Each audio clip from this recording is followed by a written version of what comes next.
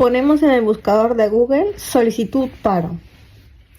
Nos vamos donde dice solicitud de prestaciones, -CP.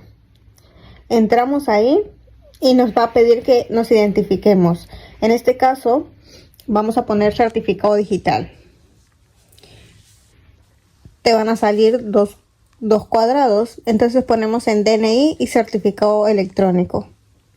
Elegimos el certificado y nos vamos a ir a la primera opción que sale solicitud de prestación contributiva y especial de artistas. Se nos va a abrir el recuadro y le damos a alta inicial.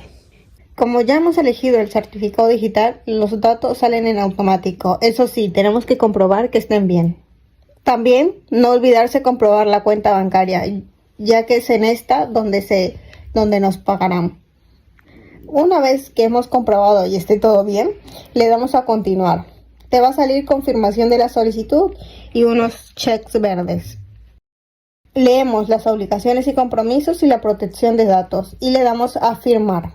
Se te va a abrir una pestaña de autofirma y procedemos a confirmar la firma. Elegimos otra vez el certificado digital y la solicitud estará hecha.